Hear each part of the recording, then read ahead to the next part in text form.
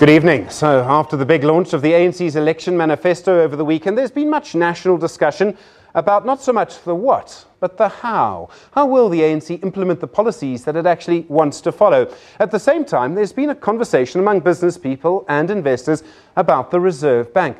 The bank's current mandate is to use interest rates to target inflation. The manifesto says that the bank, quote, must pursue a flexible monetary policy regime, end quote, and take into account other objectives, such as the creation of jobs and economic growth. The document also explains that there will be changes in land policy, education and health. Ronald Lamola is a member of the National Executive Committee of the ANC. He's worked extensively on this document and on the ANC's and on the party's policy more generally. He's in our studios now. Ronald, good evening. Thank you so much for coming in tonight. Good evening. Thank you, Steve. There's been various interpretations of your manifesto with regards to the Reserve Bank over the last 24 hours. Your economic transformation head, Enoch Godongwana, in a way I suppose he's your boss in that particular subcommittee. He says that the inflation mandate is sacrosanct. Is that mandate actually going to change, or is it going to stay as it is? I think, Stephen, firstly, let me take this opportunity to convey the message of condolences to the Philemon Masinga family and the entire football fraternity in South Africa.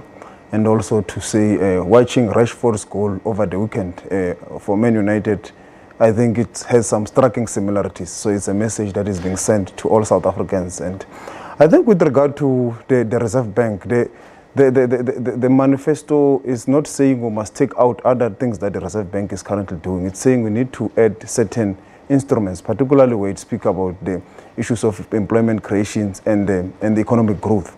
So the issue of inflation targeting will still remain. It's not like we are saying it must be removed. It's just an additional tool that should be looked into. But the Lekgotla this weekend will strike into the details of the implementation and how it should be done. Because you'll remember the former Minister of Finance, Pravin, at some point did write a letter to the Reserve Bank to enable them to extend their mandate, not only to look at inflation targeting, but also to look at other factors that will help economic growth.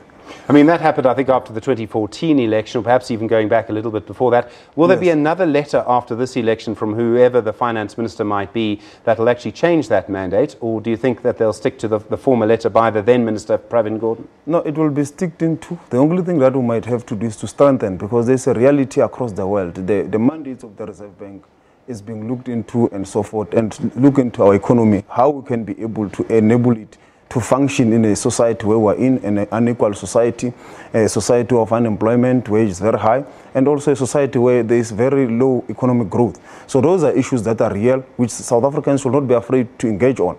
But ANC is saying we should not be reckless, we should not be doing it just for the sake of doing it, but it must be a well-thought process which is also aimed not to confuse the markets and also confuse society. And that's why the ANC say we should be measured and very clear in terms of how it should be done. And it should not be something that is just done haphazardly. Ronald Lamola, member of the National Executive Committee of the ANC, he's with us. I have more questions for him on the Reserve Bank. Also, a conversation coming about health and education.